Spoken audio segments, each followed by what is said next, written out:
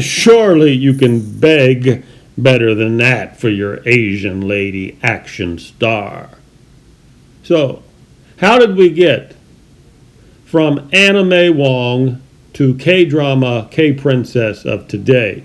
To save time, we will not talk about or discuss the silent movie era. So again, our journey starts in the 1920s when anime Wong began her quest to be in the Hollywood movies. She may not have realized it back then, but as a Chinese, she is a stone. And as a stone, you will go where you've been kicked. And she was kicked to Europe, and the rest is history. This journey that we will take today, I think of it as the alchemy of the mind. Because Americans have not always been open to the Asian lady action star. It's been an alchemy of our mind. So from the tragic diva, anime Wong, next we visit Miyoshi, Umeki, who is the first Asian to win an Oscar while she was playing in Sayonara with Marlon Brando. And Miika Taka also played in Sayonara, a beautiful lady indeed, who just passed away last year. Here is Miika Taka. She was a beautiful lady. She was, again, playing in that movie with Marlon Brando. Now, another pioneer for Asian women in film was Lotus Long, and Lotus Long played in the 1930s and 40s. Now, next we have a Marlon Brando story. While he was directing his one and only movie, I think he directed one movie only, and it was called One-Eyed Jacks. And Lisa Liu, I don't know if she was actually in the movie, but one of her big scenes in the movie was cut. Let's read the story. So most people know that Marlon Brando was a method actor, not the easiest guy to work around. So here's what he talks about when he was filming and directing the movie. He was supposed to get drunk and come in out of the rain and rape a Chinese girl, which would have been Lisa Liu. You cannot fake drunkenness in a movie, he says. You can do it in a play, but you cannot do it up close. So he figured he'd just get drunk and, do the scene. So he gets drunk, and in no time at all, he's staggering around, grabbing hold of the girl. Unfortunately, he was too drunk to finish the scene. So a few days later, I got drunk again and reshot it, he says. Still wasn't right. He had to do it a number of afternoons until it was right. But apparently it never did get right because they cut the scene out of the movie. And it's interesting, he says he had to do it a number of afternoons. So it was like the last thing he tried to do of the day.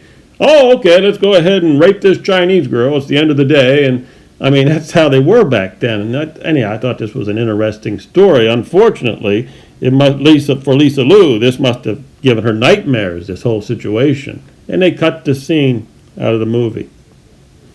All right, we're about halfway through this video. Let's go on a minor little rant here, if you will. This must be said. Let's cut to the chase. In the 1940s, 50s, and 60s, we had smart and clever people in Hollywood who knew what the hell they were doing. Hence, we had good movies back then. Duh. Fast forward to the present snowflake era of 30-year-old punks who visit their shrinks twice a week crying about their imposter syndrome. I got news for you punks. It's not a syndrome. You are an idiot imposter put into a Hollywood job by someone who's even dumber than you are. Hence, bad movies of today they're making. The movies today are bad because you are not suffering from imposter syndrome. You are actually an imposter.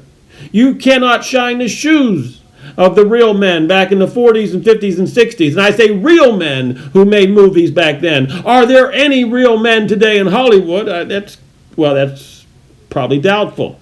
Okay, now that I got that off my chest, let's get to the meat and potatoes of our story today. We have already established that Hollywood had a good game plan in the 50s and 60s. For example, our next step down this road, we are going to visit two Asian beauties.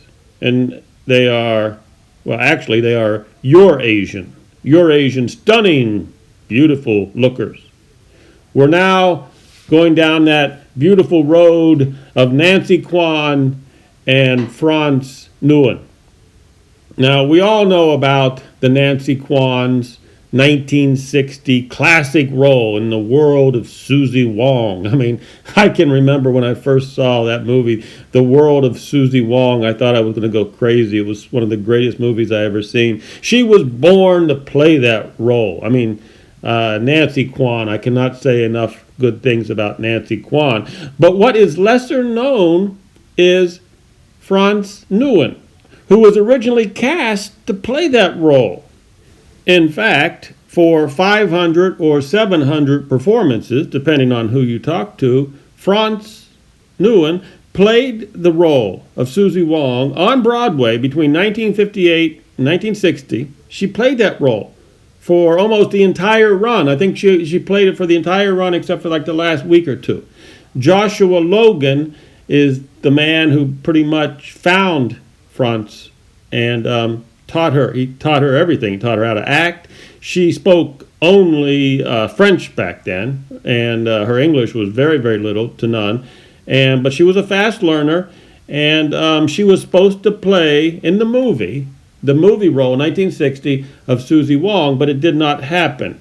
They say maybe there was many theories on there. One theory was she did not look Asian enough, so the role went to Nancy Kwan.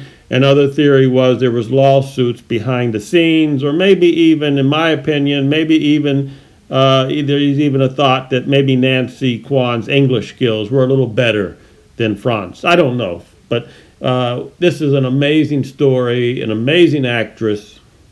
Well, this is all interesting stuff for sure, but where am I going with this? Well, here is more proof that Hollywood had a good game plan back in the day, back then. We're talking the 1960s here. Franz Nuyen, and also I might want to say this, she was born in France, but she has a Vietnamese last name, and if that name was pronounced in Vietnam, it would be called France Nguyen, but it's pronounced with a French accent, Franz Nguyen, whatever, however you want to pronounce it, and with a French accent. That's the way she had her name called. Anyhow, Franz played in a B-rated sci-fi flick with the fantastic actor Jeffrey Hunter in 1966. The name of the movie was called Dimension 5. Again, Dimension 5 back in 1966. What people don't know is that the studio planners back then, they knew that the world needed Asian lady action stars. They knew this in the mid-1960s. These guys were not dumb back then. They knew this. We needed this. In fact, the whole time that Franz is filming Dimension 5 with Jeffrey Hunter, the studio is trying to train her in martial arts so she can continue to make sci-fi action TV and movies later on with actors like Jeffrey Hunter. And they were planning on her to make more movies, more sci-fi movies. But the idea was she had to learn martial arts, and she wasn't really doing well with the martial arts, so that didn't pan out too good. But don't get me wrong, even a broken clock is right twice a day, and occasionally Hollywood does stumble upon a good one, and Michelle is a good one, huh? Michelle is a great actress. She's a great action star, and that's what Americans are yearning for. We just don't have enough of it. This is the evolution. Let's get back to Franz here. Everybody, her biggest role, what everybody remembers her as, is her role in Star Trek. Star Trek was way ahead of its time. I mean, they had green ladies on Star. I mean, Captain Kirk is banging green women, for God's sake. I mean, you got to love that show.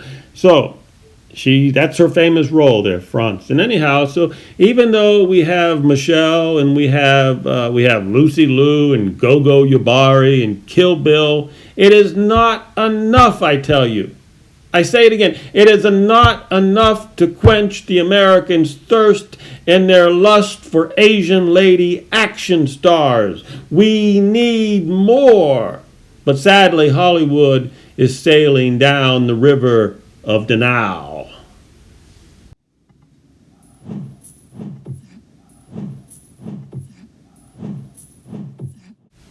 And even Quentin Tarantino has had enough of the snowflakes melting in Hollywood. So this leads us up to the end of our story today, the evolution of Asian ladies in great TV and movie history. And now a new phase is now here upon us. I repeat, a new phase is here. But it's in Korea, South Korea. It's called K-dramas. Hollywood is pulling its hair out right now. What the hell did we do wrong? What went wrong? I'll tell you what went wrong. I'll tell you what went wrong. You need to get real men in Hollywood. But I'll leave you with this. I'll leave you with the future of beautiful women, beautiful Asian action stars in sci-fi TV and movies. They're called K-dramas today. Just watch Alchemy of Souls. I beg of you, just watch Alchemy of Souls and you will know what I'm talking about. You will learn the future of beautiful Asian action ladies in TV and movies for the future. もっとマシな頼み方ないの？